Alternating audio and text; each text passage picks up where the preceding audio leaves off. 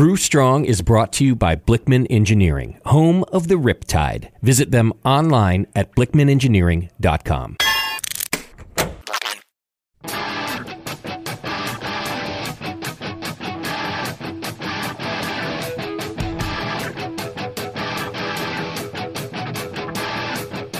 Brewers, it's time for the beer radio you've been looking for.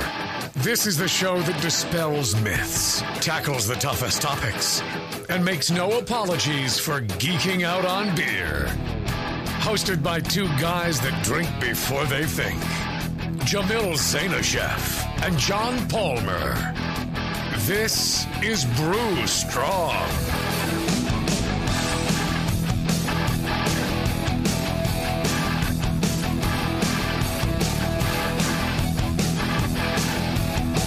Hey, howdy, hey, my brewing brothers and sisters. Greetings, Cretans. Hey. Yes, Chief Cretin himself. It's been so how many years at this point? I should really. You would think that I would have a greeting. Yeah, At this point, right? I thought you had one, wasn't? Isn't it like your place or mine or something like That's a that? good one. Replace your mind. For brewing. Right. Yeah. Well, you know who I think would have a really great porn career? Our good friend John Blickman, perhaps? Oh yeah.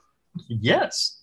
He does have a long history of equipment, robust equipment.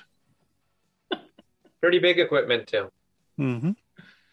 I think he would bring enthusiasm and passion and that mad genius of his to anything he does. Right. Yes. Include, and if he decided at some point to turn to pornography, he would bring all that and more, to his career there, like he's done for the brewing industry. He was like an engineer at Caterpillar, and now he's doing. He could bring those fine Caterpillar qualities too. James says Blickman engineered toys, in quotes.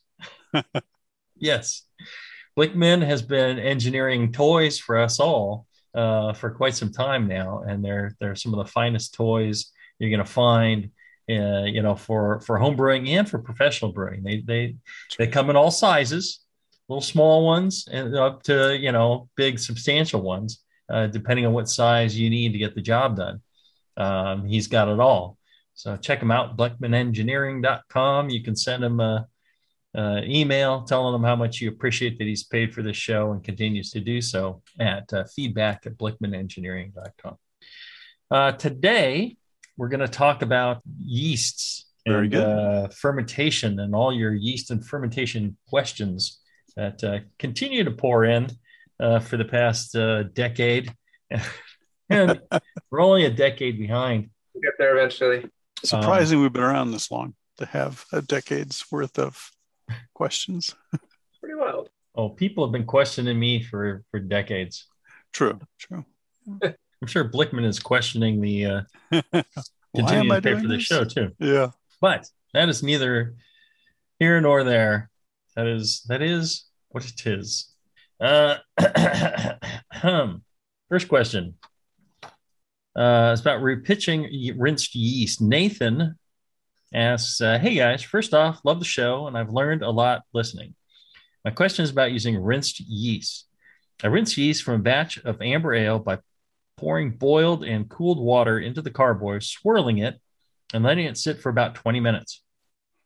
Then I siphon the liquid into a half-gallon growler, and again let it sit for 20 minutes. Siphoned from here into mason jars, covered them, and popped them in the fridge.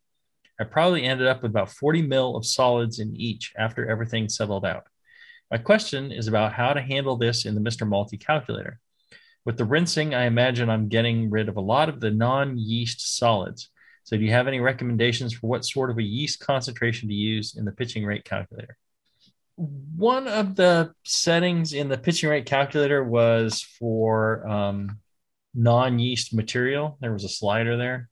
And generally, the default setting was appropriate for, a rinsed yeast. There tends to be, a fair amount of non-yeast material in there. It's the hulls, the yeast hulls that, from dead yeast, it's, protein bits and trub and stuff like that. So I generally would just leave it at the default. I'm not sure why I really included it other than I could. If you find, and the reason I would do that too is because it's very difficult to overpitch. And at worst, you're up by maybe 10% or something like that. It's not that big a deal. Right. I'm drinking some goo. Looks tasty. What is it? I've got tasty goo. I don't know about you, but my goo is quite tasty. Oh, wow. It is a bourbon barrel aged with vanilla and toasted coconut, 12%. Wow. Nice. That sounds really good. It's quite a nice tipple. I got your Mandarin. Taylor stopped by the brewery a couple weeks ago. 2 weeks ago, hung out with one of the guys from Hopsteiner, and then when Jay was here and Alibi was here, we did a collab. It's one of the things I'm loving about the 5-barrel system is all those collabs I always wanted to do. Finally getting to do.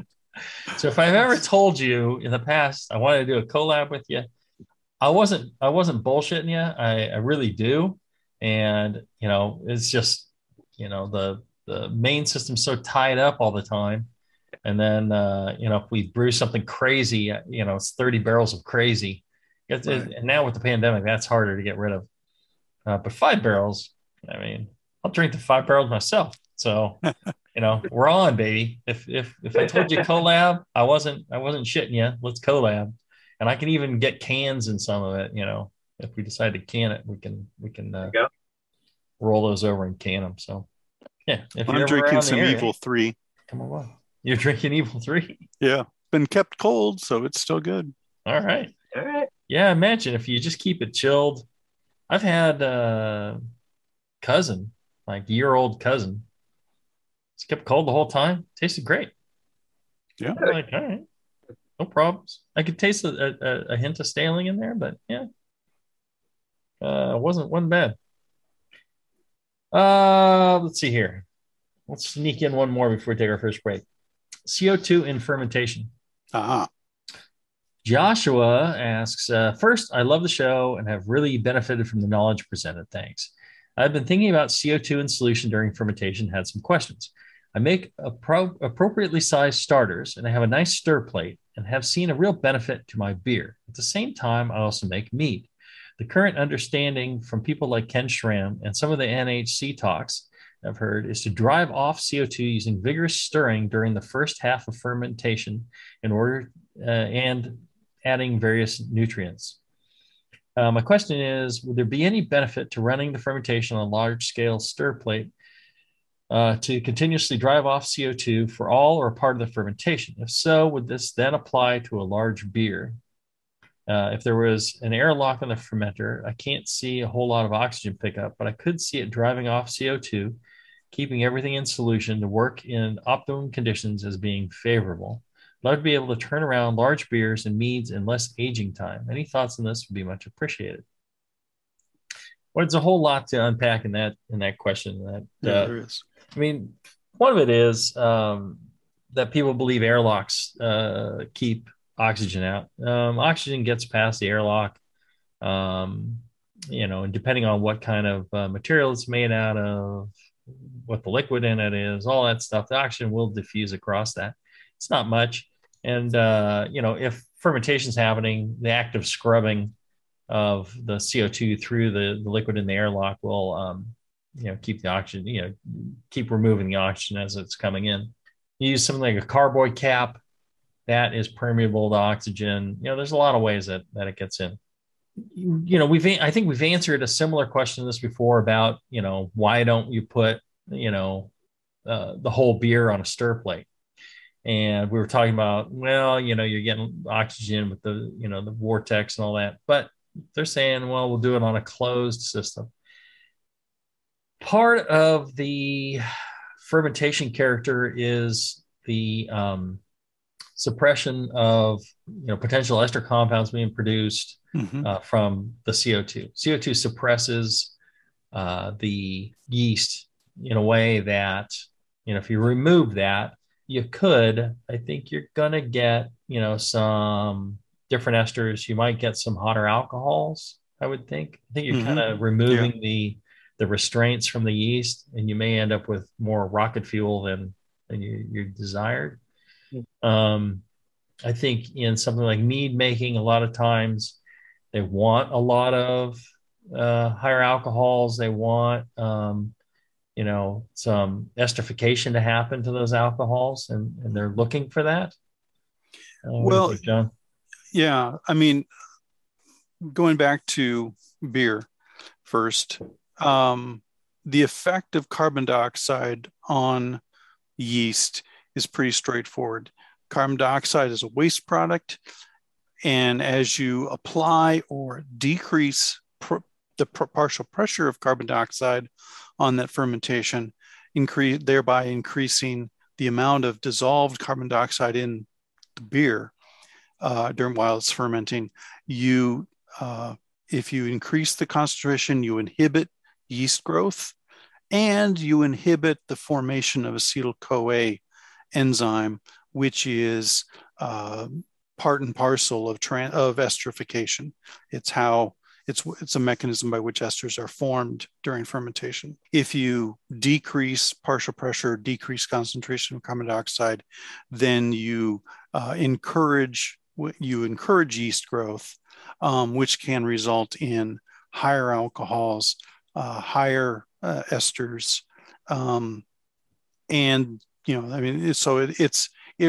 it's really yeast growth and inhibition or non-inhibition of acetyl-CoA that are the two main effects of carbon dioxide pressure. In mead, I think the advice to stir and vent carbon dioxide, you are encouraging yeast growth by removing that waste product. And mead is a very nutrient poor environment compared to beer. Beer is almost all the nutrients the yeast need. And, you just let them ferment away and they're fine. Mead, I think they need, all the help they can get. So that's one reason they may be stirring more so in a mead fermentation. To answer his question directly, I don't think stirring a beer fermentation is necessary. And as you say, you could end up encouraging excessive levels of higher alcohols and esters, as opposed to, say, just an open fermentation where, or a shallower fermenter where carbon dioxide evolution is encouraged at normal pressures. Well, there you go. All right, let's take a short break. And when we come back, we'll have more of your questions right after this. Hey, it's Kaylee Cuoco for Priceline. Ready to go to your happy place for a happy price? Well, why didn't you say so? Just download the Priceline app right now and save up to 60% on hotels. So whether it's Cousin Kevin's Kazoo Concert in Kansas City, go Kevin, or Becky's Bachelorette Bash in Bermuda, you never have to miss a trip ever again. So download the Priceline app today. Your savings are waiting. Go to your happy place for a happy price. Go to your happy price, Priceline. Are you looking for a simple brewing system that's great for all grain brewing, but everything on the market seems to be full of compromises? Blickman Engineering has the answer. The Blickman Brew Easy All Grain Brewing System. The Brew Easy is a complete system with easy upgrades and a beautiful compact design, perfect for any size brewing location. At its core, the Brew Easy is built on two gorgeous Blickman Boilermaker brew kettles, a high-temperature March pump, and either a top-tier gas burner or the new Boil Coil electric heater. The Brew Easy adapter lid allows the pots to stack stack on top of each other, forming an efficient, strong, and compact brewing setup that comes in 5, 10, and 20-gallon batch sizes. Upgrade your Brew Easy system with full automated control by adding a Blickman Tower of Power temp controller, and make moving around easy with the Blickman Kettle Cart. The Brew Easy is modular. If you already own a Boilermaker kettle, you can build your Brew Easy by purchasing just the modules you need. The new Brew Easy all-grain brewing system. See it today at BlickmanEngineering.com and brew with Blickman quality on your new Brew Easy.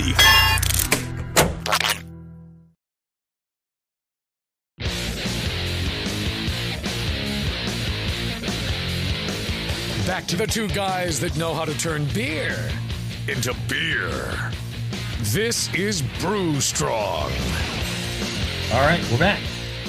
We're doing questions about fermentation and yeast with our good friend Porno Steve Taylor Roach, who we haven't seen in such a long time.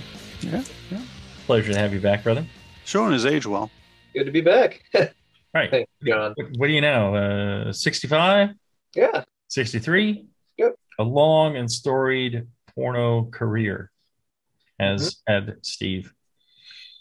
Jason writes, Jamel and John, thanks for a great show. I'm a podcast listener, but I make sure to never miss an episode. And my brewing has significantly improved as a result.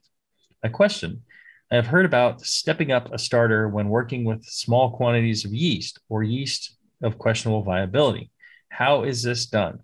I've got a couple of vials in my fridge that are at least 6 months old, and while I'd hate to see them go to waste, I'm hesitant to pitch them into a starter, mostly because I'm not sure of how to handle them. Thanks much and keep up the great work, Jason. There's a book called Yeast that I wrote with Chris White, and it has all the information you need right in there. Pick yourself up a copy. It's got a lot of other good stuff in it too. Yeah. But the simple answer is, yeah, you make a starter, assuming the viability is weak, you don't do a really strong starter. You start with something, in the 1030 to 1040 range of specific gravity range. And you go ahead and just do a starter like you normally would, try and work, clean and sanitary. And then, the results from that, you go ahead and you decant off the spent starter wort.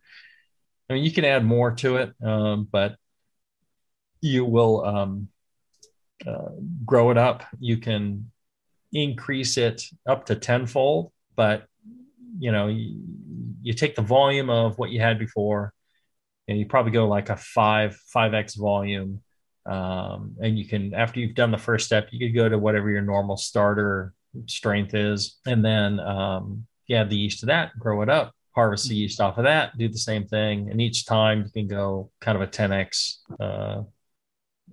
increase in your starter volume. The problem with doing too much starter volume is that, or too high gravity, is that you're just wasting it. It doesn't hurt the yeast. You could take a small amount of yeast and you could pitch it into 5 gallons, let it ferment out what it can, and then let it settle out, throw away all that wasted wort, and collect the yeast. It doesn't necessarily hurt the yeast, but you're just throwing away money at that point. So that's kind of the reason why we limit it in volume to maybe like 10x or less. Yep. Sounds good. Woo! 12% goo on an empty stomach. That's something. Yeah. Yeah. Came out with amnesia juice. I don't know if you. Oh yeah, I remember that one. Oh, I had that. You do? Yeah. I forgot all about that one. Huh. Are you canning that? Amnesia juice? Yeah, it's in cans. Jeez. 16.5%. Oh man. Yeah, the cans are limited to about a 20% alcohol. The tolerance of the liner, they're like, wow. Yeah, 20% is okay. If you start going past that, it might be an issue. We checked with the can manufacturers, so we're going to push that. We're going to. Good. I was thinking, we'll I've got some good names for some other ones past amnesia juice, and then people were giving us crap or giving me crap for coming out with it, like, oh, it's anything past regular IPA is horrible and shouldn't be made, and it's cloyingly sweet, and it's like, I don't know if you've had regular double IPAs, but somebody was ranting about how double IPAs are just horrible because they're just sugary and dark, and it's like, have you had anything off the West Coast? Yeah. Your double IPAs are quite nice, and even Evil 3 is incredibly easy drinking. Yeah, it's dry and light and refreshing. Yeah, I can't drink more than one at a time. Well, you have in the past, though. I know. I shouldn't drink more than one at a time. But I love to tell this story. It was one of the first years that we had Evil 3, and I met you. Came up to the Bay Area. We're at the Relic in Benicia, and you came in, and we've got this event going, and you sat down. You're here there to help support me and and Heretic and all that, and come up and I'm like, what beer you want? He's like, I'll just have whatever special beer is you got going. I'll have one of those. And so they bring you a pint of Evil 3, and you're drinking it, and it goes pretty quick because you've been traveling. You're ready for a beer. Yeah, ready for a beer. Yeah, that one. And waitress comes around, and she asks you if you want anything else, and you're like, yeah, I'll have another one the same. And have another one, and then I think you're about to order your third one. I'm like, John, these are 11.5%. You're just like, oh, I thought they were like 6, 7, something like that. But you enjoyed the third one too. Oh, I did. Yes, it's like, hey, I'm not driving. That is a great beer. I enjoy it to this day, and Rest in peace, Tasty. Yeah. Yeah. And then once I'm dead, what'll happen to Evil 3? I don't know. Will it still go on? I think it might. I think there'll be plenty of commemoration brews. There you go. I think Mitch is going to outlast all of us. Could very well be. Yeah. There you go. He doesn't have all the porno diseases. Doesn't drink to excess like you and I do, John. Right. Outlive all three of us. Yeah. And of course, Charlie Bamforth is to be around. He'll still be around. Yeah. Bamforth, he's a blessed man. He'll live forever. Yep. And who else I hope lives forever? My good friends at Brew Chatter, Josh and Arch. Yes. They're just such wonderful guys. So kind, so friendly, so much fun, so clever. They're great folks to hang out with. And they know a lot about brewing, and they make sure they've got only the best ingredients. You should go check them out. They're up in Sparks, Nevada, right next to Reno. You can find them on the web, brewchatter.com. And they'll chatter with you about beer. They will. They got a great shop there. I'm going to be up there October 16th this year. We haven't done a lot of travel, but we'll be up there October 16th for their Mo Horny release and brew party, which is Mosaic hops with Hornindal yeast. Mo Horny. The fires aren't up around them, are they? No, they're west of them.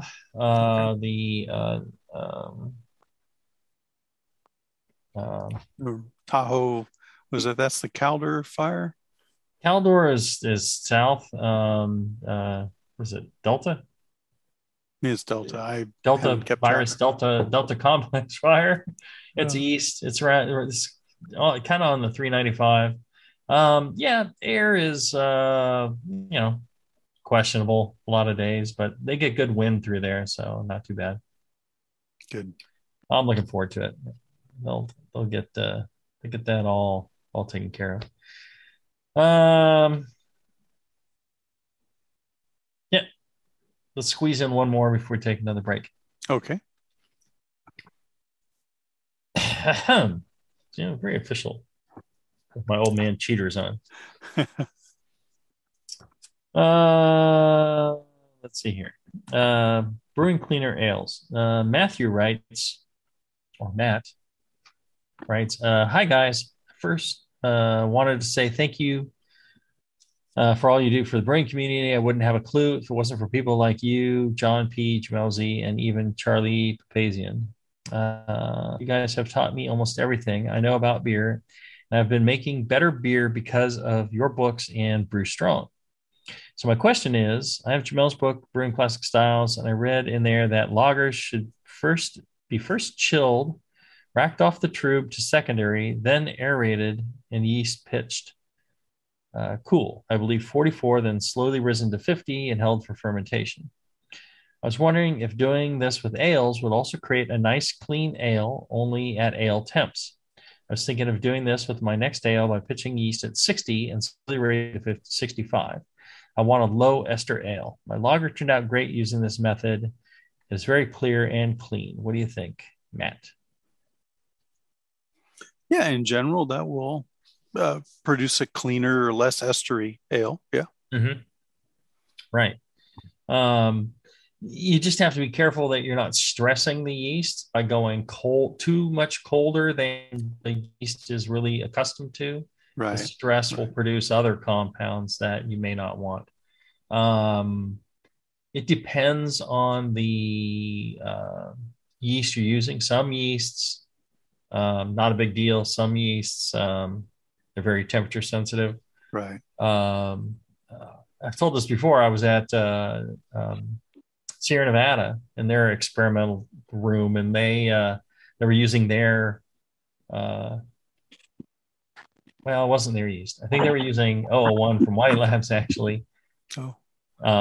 And they were fermenting it at like 55 or something like that. Oh, okay. Yep. And it tasted like a very sulfury lager. I was pretty surprised. Yeah. But it was really sulfury. Because at that temperature, the 001 is not going to kick, it's not going to be very active. And you need a lot of activity to blow off a lot of the sulfur. So you could do it.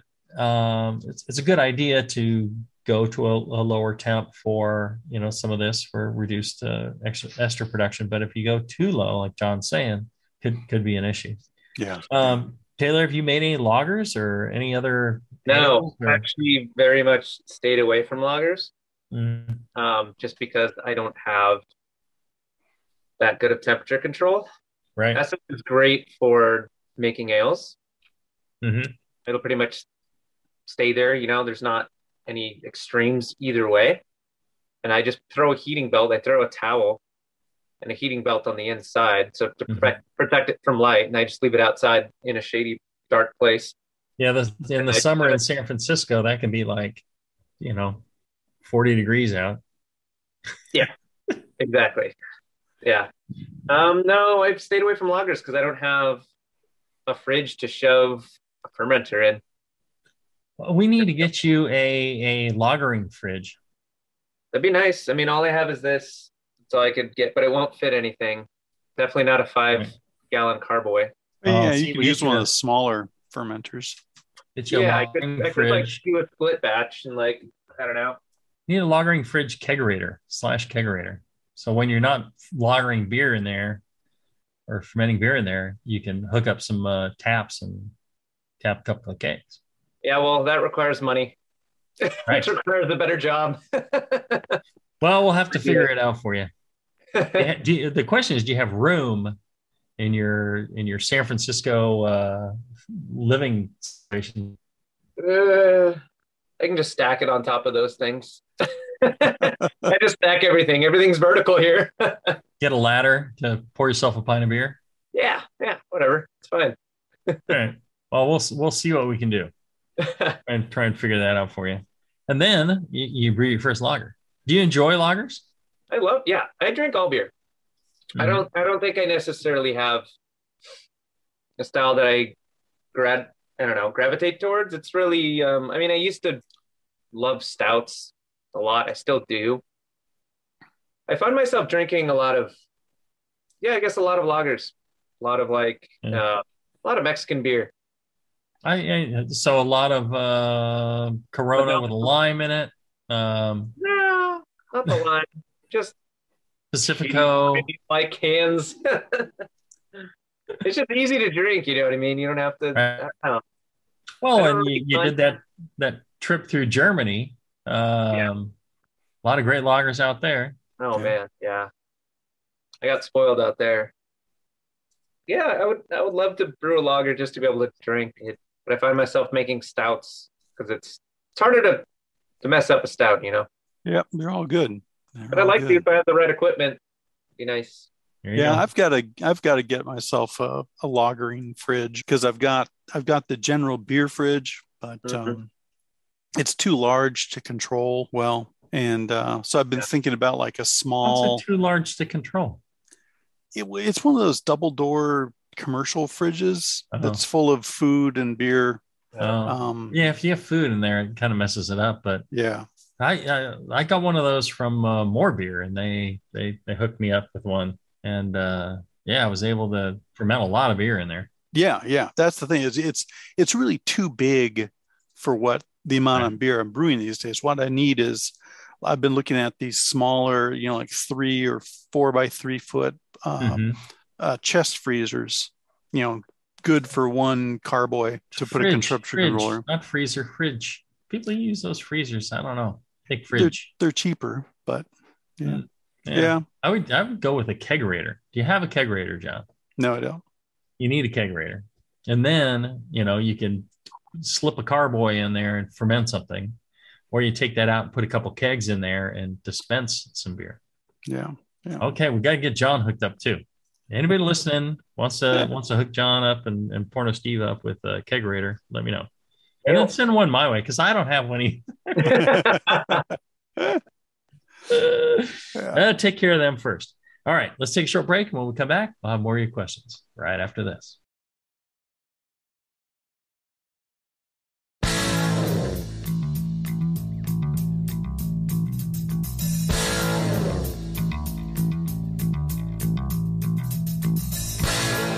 Learning to brew has never been so disgusting. This is Brew Strong. All right, we're back. We're talking, fermentation, kegerators, whatever crosses our mind. You know how the show works. James writes, "Hello, Brew Strong. I've listened to your shows on the importance of good fermentation to make a great beer, and it has encouraged me to make a fermentation cupboard. I have followed your suggestions on the Brew Strong podcast, and I have gone for a free refrigerator, a 60-watt tubular heater, and a dual-stage temperature controller with a short cycle delay. The cabinet will get its first use this weekend.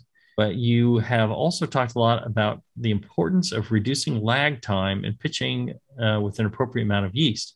I've been a big fan of the dried yeasts, e.g. Danstar, Nottingham, and Safale 05. I normally rehydrate the yeast as per the instructions, i.e. sprinkled on boiled cooled water and wait for 15 minutes, followed by stirring and then standing for another 15 minutes before pitching. And finding it usually takes around 8 to 12 hours for fermentation to kick off to any degree. You've also done a show on starters, but this seems to concentrate purely on liquid yeast. Can I make a starter for my dried yeast to reduce this lag time? And how would this differ from that of a wet yeast starter? For example, does the starter need to be aerated like that for a wet yeast? Does fermentation need to complete? And does the 5-gallon wort need aerating? Or do I just not go with the starter for dried yeast as everyone in the forum suggested because I will make the yeast weaker before pitching in the brew? I also want to repitch the yeast again as per your recommendation for making the best beer. Can I repitch 100 ml of the rinsed yeast cake from the dried yeast as per the instructions in the podcast? Or is this different because it originally came from dried yeast? Keep up the good work. This is James from Derbyshire, UK. Big question. Yeah, so a couple of things. The thing is with those packs of yeast, a lot of times there's vastly more. If those dried packs are fresh, there's vastly more yeast in there already than there is in a lot of the liquid yeast, although that's changing, right? As we speak. So if you were to make a small starter with a 5 or 10-gram pack of dried yeast, depending on how much inert material they put in there, which changes, you may be putting too much yeast into a starter, and that could be detrimental to the dried yeast, depending on how big the starter is. So that's kind of why, at least you're rehydrating, which is kind of the important step for dried yeast, because some studies I have seen show that if you just sprinkle dried yeast onto the wort, it can kill about, half of the yeast or up to half of the yeast. So rehydrating it properly is a good step. Mm-hmm. I would stick with that if you're using dry yeast mainly. It sounds like he's getting good results, 8 to 12 hours to the kickoff of fermentation. Right. The final flavor of the beer will really tell you. As far as repitching, you can repitch, yeast that came from a dry yeast. You can repitch it as many times as you would a liquid yeast. Is it different? The stress of dehydrating does do things to the yeast. They have that, thermal shock expression, I think, which you probably can pick up in the first pitch of a dried yeast. I've been able to pick it out in blind tastings. I've been able to pick out the dried yeast, but it depends on a lot of factors. And I don't know for a fact, but I would imagine that the yeast would revert to a non-stressed condition once you've repitched that. Yeah. I don't think that you're going to run into a problem with that. I think it will revert to whatever the source yeast was that they started with. Now, keep in mind that the yeast that was selected to be a dried yeast is going to be slightly different than a yeast that was selected at, White Labs to be that same yeast, right? Because everyone's trying to make a US-05, a 001 or whatever, but they'll select something slightly different, just like Y yeast or Imperial or Omega or any of these yeast suppliers. They're going to pick what they think is the best expression of that yeast style, and for the dried yeast manufacturers, what really dries well, right, and survives well. Right. Doesn't mean it's they've selected something inferior. They've selected something slightly different. So just keep that in mind. But I think, you absolutely can do all that. You could make a starter. I would say if you have a dried yeast that's really old or it's been sitting hot and all that, it might be beneficial to make a starter. If you have a dried yeast packet, and all these need to be treated, appropriately, just like liquid yeast. If you have a packet that has been treated well and all that, and it's, more than adequate for the size batch you're doing, I would just do the rehydration step like you're doing and then pitch that. And I think you're good to go. I'd skip the starter at that point. Yeah. I wouldn't be too concerned about lag time. In general, a shorter lag time is better than a long lag time, but keep in mind, a lag time is you've pitched the yeast into the wort. They take in nutrients. They physically grow in size, and then they start reproducing. So depending on how much oxygen is available, depending on how much nutrient is available, depending on the amount of yeast that you pitched to the gravity and volume of the wort, pitching rate, is all those things are going to affect how long that lag time is until the wort becomes super saturated with carbon dioxide and you start get bubbling in the airlock. So don't just strive for short lag times, or don't start changing, your practices because you're going for the shortest lag time. Go for the best fermentation, which is, as you say, Jamil, taste the final beer, as your indicator of what you're doing right, not just the lag time. Sure. There you go. Yeah, good points. Taylor, have you ever used dry? You use more dry yeast, liquid yeast? What are you using? I've used both. I've tried both. I think starting off, I used liquid yeast just because, I mean, it's simpler. You just open it up and put it in. Right. Make sure that, it's refrigerated and okay. But then I don't know. I tried out dry yeast because I did read things about, I don't know, pros and cons, kind of what you're talking about. Sometimes there's better population and then you don't have as much of a lag time and whatnot, especially if you like rehydrate it. So yeah, I just took like the extra 15 or 20 minutes and just slowly kind of, woke them up from being, hibernated. And then poured it in after. And yeah, I mean, I didn't notice any difference between the two in like the final beer, but just, I don't know. I would like to think that, it's probably a healthier ferment. The more of a population you have, I guess.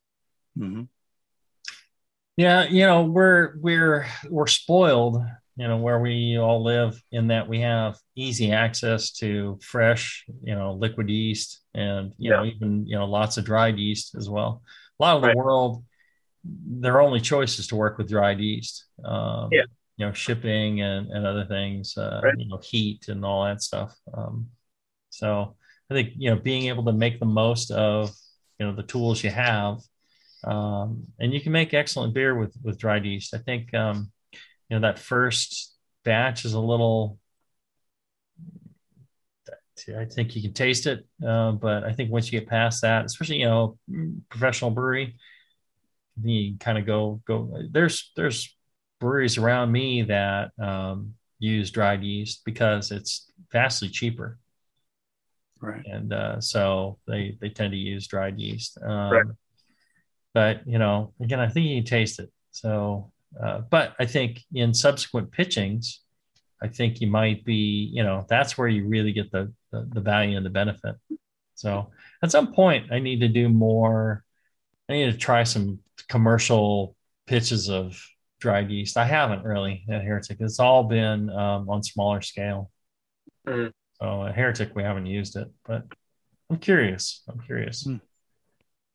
Especially, they keep improving their products. They do.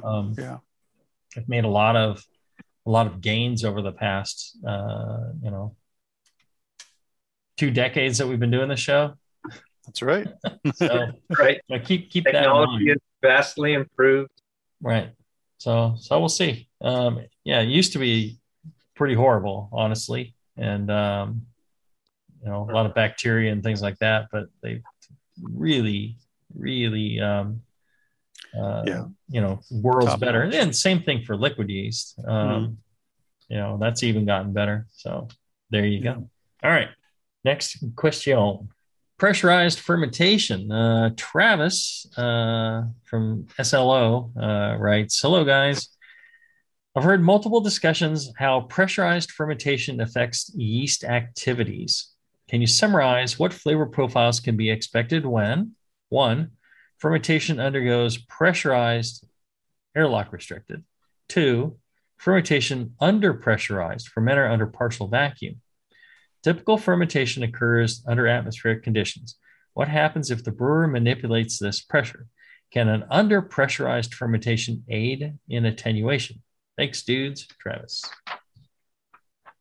Well, as we said in the previous show, I think, the effect of pressure on fermentation is on the amount of dissolved carbon dioxide in solution, the concentration of it. Right. And the concentration of dissolved carbon dioxide affects yeast growth. So more carbon dioxide means less yeast growth. Less carbon dioxide means more yeast growth, and concurrent or subsequently either less or more esters with more yeast growth generally, and more higher alcohols too. So fermentations under partial vacuum, where you can really pull the carbon dioxide out of solution, can greatly increase yeast growth. increase higher alcohol generation and more esters. In fact, I'm looking at a paper, and I won't summarize it, but I'm looking at a paper that's going into the Master Brewers Association Tech Quarterly that I'm editing. And they did some experiments in consultation with White Labs and University of Florida on this very topic. So it does increase these volatile compounds when you lower the pressure. Right. But on the other hand, it is not. But if you want more different. attenuation, if you want, it certainly will. Yes, that's right. That was the question.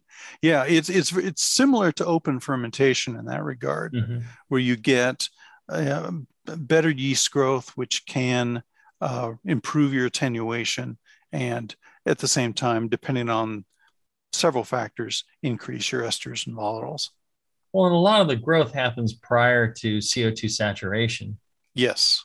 There is some limiting as the CO2 starts to build up, but a lot of it is just the activity of the yeast, post growth as well gets restricted by CO2 saturation. Yeah. Yeah. You can get the inhibition of acetyl-CoA and the inhibition of esterification of your acetate esters, which are your primary ethyl alcohol esters. One of the reasons that, a lot of the British brewers have kind of open fermentation. They don't, I look at it and I'm like, airlock that, we have blow off on, our fermenters.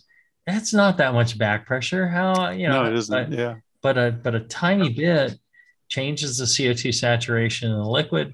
And that's enough to impact the character of the beer. And one of the things about, tall, skinny fermenters, builds up, a higher level of CO2 saturation as well, and has an impact as well. Jay has a fermenter question. Hi, hey gents, I had a question about Belgian fermenters. Correct me if I'm wrong, but traditional Belgian fermenters are wider and shorter, right? And this puts less pressure on the yeast, which in turn allows yeast to produce more esters. Well, I have an extra 15.5-gallon Sankey keg that I plan on converting to a fermenter. My initial idea was to use it for 10-gallon batches, but then I had the idea to put 5-gallon batches in it. Would that simulate a shorter, wider Belgian fermenter and help me produce the characteristics of true Belgian beers? Maybe I'm completely misunderstanding this concept, but I thought it was worth asking. Thanks for all the info. Please keep up on keeping on. Jay in Omaha. Omaha! Yeah, fermenter geometry is a very interesting topic, and makes a huge difference in beers. It's surprising. One of the first, when I first started homebrewing, one of the first tests that I did or experiments that I did, it was back in the days when, chat rooms were just all, text and you dialed in with a modem. And, people were arguing about fermenter geometry, or somebody was, or they were ignoring it or something. I forget what it was. But I happened to have, corny keg. I had, a plastic bucket, and I had a glass carboy, 6-gallon glass carboy, 5-gallon plastic bucket, 5-gallon corny keg. And I brewed the wort and pitched the yeast, and then I filled the 3 separate containers, and I fermented them out. And lo and behold, they all tasted different. You could pick it out in a triangle test. Wow. And, it just showed me at that point that things like, the kind of square bottom on a bucket, you have a dead corner in the bucket. The carboys are a little more rounded at the bottom. Mm-hmm. And I think that really aids in the circulation and doesn't have dead corners. And corny kegs, they're tall and skinny. And I think that impacts, and you end up with a lot of dead space. I would not use a corny keg as a fermenter. I think that's a giant mistake. I think you need something wider. I think you need, more stirring. I think, the carboy is an excellent fermenter. So I was stunned by that difference. And then, learning about the fermenters that, Yorkshire squares and things like that. I think that makes a huge difference. I'm not sure all Belgian fermenters are low and squat. No, I mean, the one I know for sure is Brasserie de la Seine in Brussels. He uses.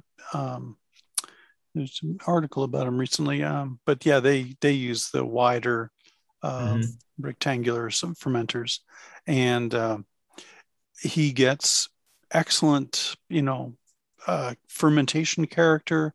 They're very well maturated. There's no off flavors. They're very clean, very drinkable beers. And he claims, I think that the fermenter shape has a lot to do with the drinkability of his beers. Absolutely. Our friends at Jolly Pumpkin. Yeah. Where's that? They used to using open square fermenters, right? Mm-hmm. And I think that has a benefit to it. Yes, I think if your ratio, like you're talking before, John, about CO2 saturation, right? The lower and wider your fermenter liquid surface, the more the surface, the more you're going to off gas, CO2, and the shorter that is, and it's fascinating to me, open fermentation, in a world of bugs and stuff like that, works really well. It's that's how beer originally came to be. So it's something that certainly is worth trying. Will it be the solution to what you're looking for? I don't know. Now, Taylor, when you were touring through Europe with your band, did you get a chance to try any Belgian beers? Did you go through Belgium or? Yeah, we went through Brussels. I went to, I forgot, this little, it was what do you call it? It's like a sour tap room. Words to bite? Something Lambic. Mm-hmm. They just had like a bunch of Cantillon on tap. And yeah, no breweries though. I wasn't able to go to a brewery that time around. But I've been to Cantillon itself a couple years back in 2017. Yep. Yeah, they're a good thing. Yeah, because it's like in this little attic, it's just this small barn, and yeah, it's all open fermentation, and there's a bunch of cobwebs everywhere. There's a bunch of signs that say, "Please don't clean these, leave them alone." Right. Because it's good for everything. Okay, we're going to take a short break. When we come back, we'll have more of your questions right after this.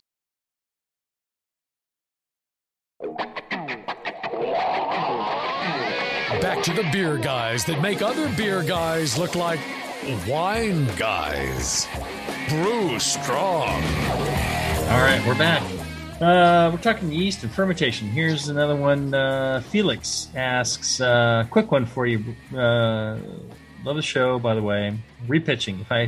If I need, say, 87 mil to brew my wort, this will give me 173 billion cells. Why would I make a starter? That would give me a lot more. Felix. If you're repitching yeast and it's fresh and healthy, let's say you've just harvested off of your last batch, you rinse it, you're ready to pitch in your next batch, there's no need to make a starter. Go. If you're harvesting it and it's been sitting there for a while and a few days, a week, 2 weeks, you definitely want to put that into a bit of starter wort. You don't have to have a stir plate and all that. I would just add it to some wort, get it kind of going, get it to look active, and then pitch that in.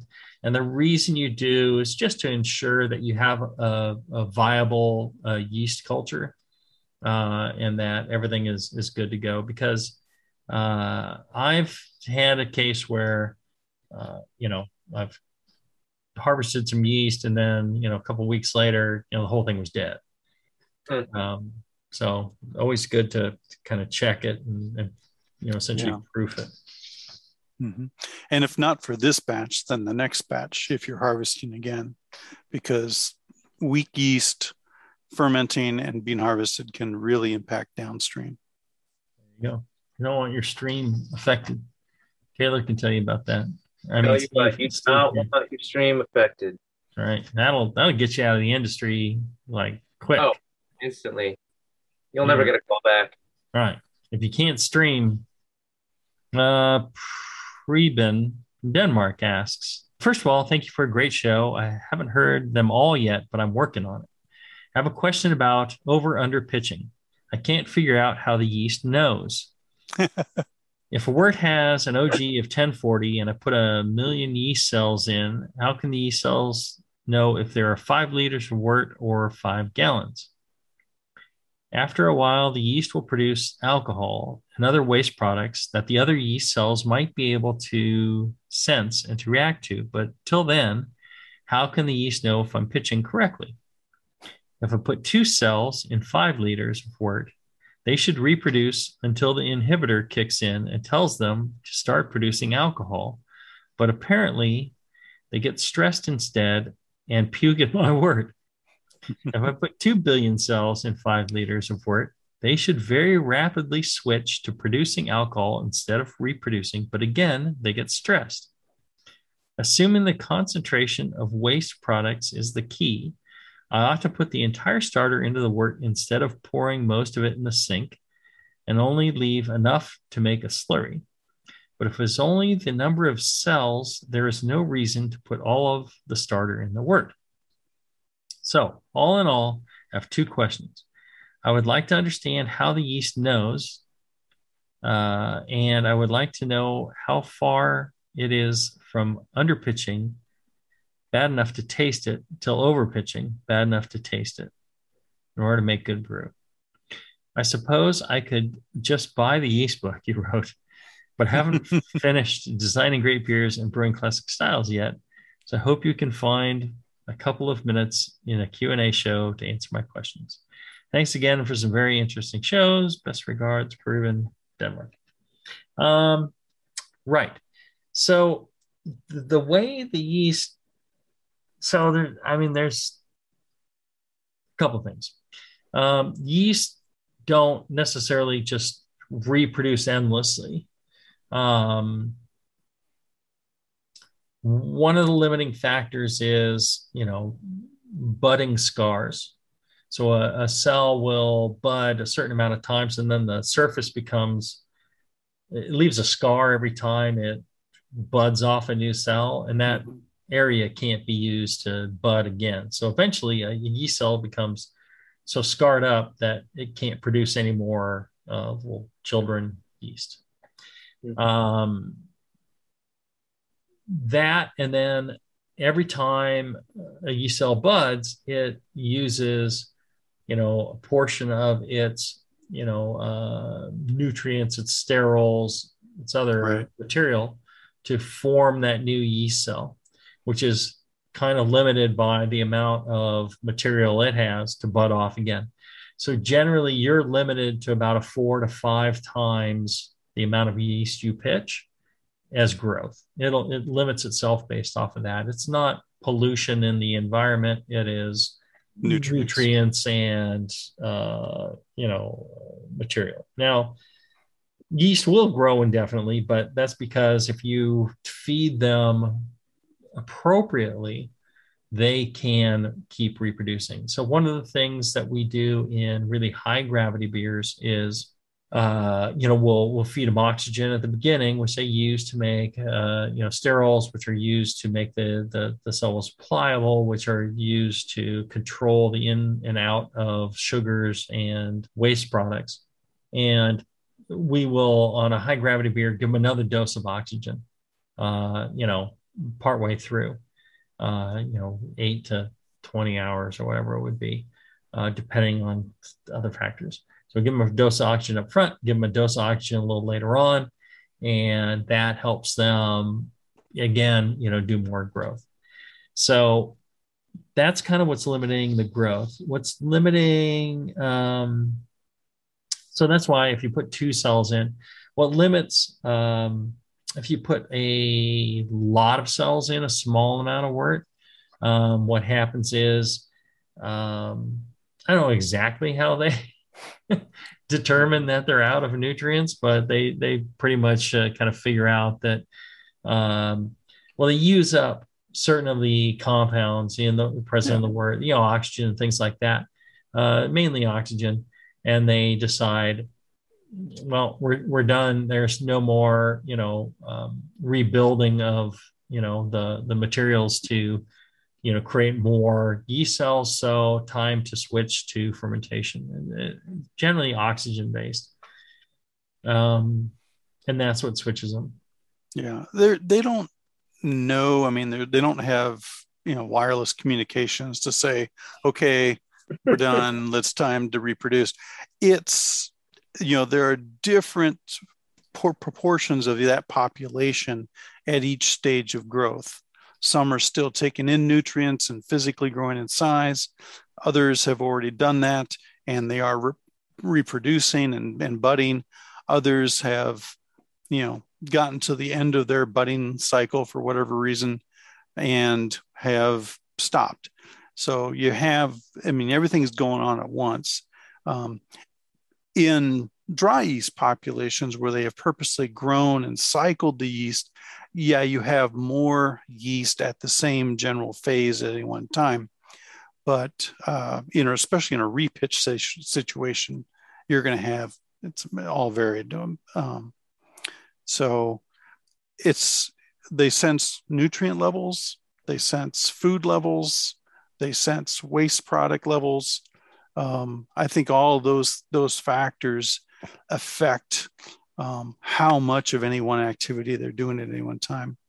Yeah, mainly, I think in relation to this question is either they limit out on, what they can do, which is, nutrient and mainly oxygen based. Yeah. Before they kick into fermentation. Mm-hmm. There you go. And you can add more oxygen and keep them from really going into fermentation and doing more growth.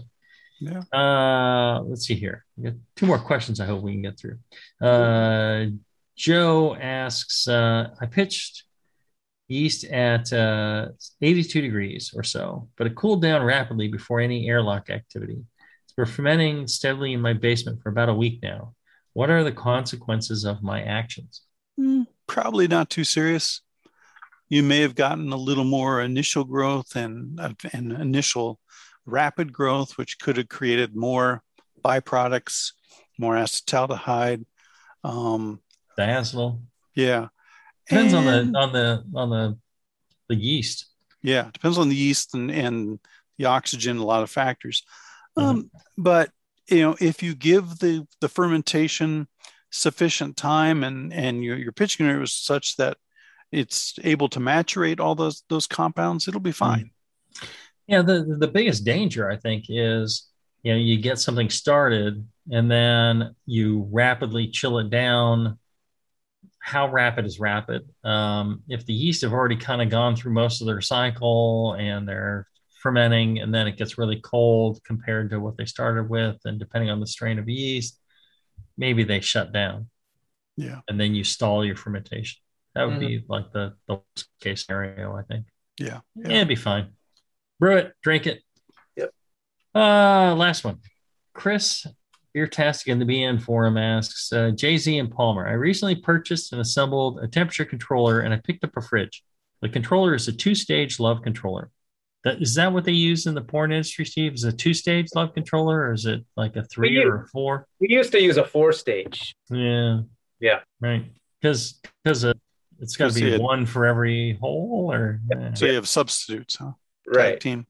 Yeah, exactly. 4-stage love controller. The more the merrier. I figured out the programming, but I need some advice on temperature settings. Say I want to ferment at 67 Fahrenheit. I program both set points at 67.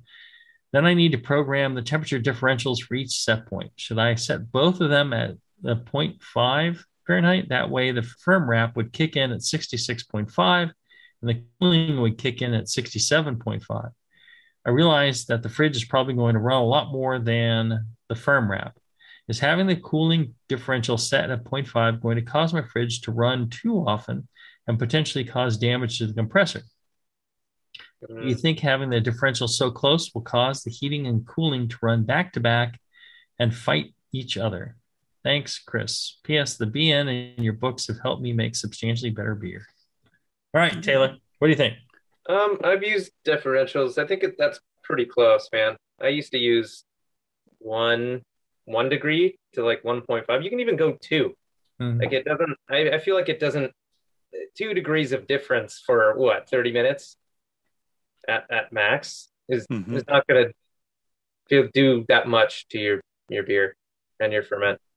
That's just my opinion. If you're worried about, like running out your compressor because it's always flicking on and off, it's like, I don't think there's an issue with putting that differential further, giving it a little more leeway. John? Yeah, I use 2 degrees myself. Yeah. And so I'm operating within maybe a 4 degree window, 6 degree window, and that's good. I'm not stressing the yeast, I'm not stressing the compressor. Yep. Yeah, and my first take on it was when I used a 2-stage controller for my fridge. I had the wrap on the ales, and I had the other probe just sitting out on the other fermenter on a lager. And so the fridge would run to make sure the lager was cold, but the firm wrap would keep the other fermentation warm enough so I could do lagers and ales in the same fridge. That's cool. I'm not sure you really need that much control and that precise a control over, one fermentation.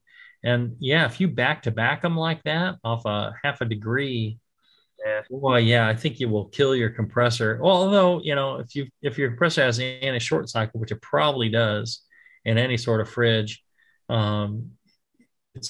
you may have it set that way, but it's not going to cycle more than every 20 minutes just because the fridge is built that way. So hard to say. I wouldn't do that. Usually what I did was, it's warm out. And so I need the fridge and, fermentation will keep it warm. As long as I'm measuring the temperature of the beer, the fridge won't run unless it's getting higher than that. And it really won't get colder than that because the general environment is warmer. And so I don't have to worry about it getting too cold. If I'm doing lagers, I really need to worry about, again, it getting too warm. So, that I'm putting cooling on that, in a different temp. So generally I just used a 1-stage controller on everything. And then when I used a 2-stage, it was because I wanted to control, two fermenters and 2 different ferments. There you go. Lots of good questions. I like the one from Denmark about the how the yeast know. That was a good question. It was very, very insightful. And a question I don't think we really have fully answered before. That was fun. Thanks for coming out, Porno Steve, and my brother John Palmer, and all you folks on Facebook, and you people in the podcast. We'll be back in another week to do a couple more shows, and maybe we'll post them that we're going to do them on Facebook. We just haven't, because who knows what's going to happen. But one thing I want to say is make sure you support our fine sponsors. If you want to keep hearing the show, the 5 of you that are left, I think you should, support our fine sponsors. Blickman Engineering, blickmanengineering.com, brewchatter.com, all great folks, really passionate about, you making great beer. So don't forget them. They're an important part of everything that goes on. So until then, everybody, brew strong. Brew strong, everyone. We still need a Horn of Steve. I know. Yeah. Peace We need out. to make one up. Peace in? Is that? Yeah. Peace in, peace out. Yeah. Peace in, peace out. You did a lot of peace in, peace out. I'm cool. Right. There we go. Bye, everybody. Goodbye.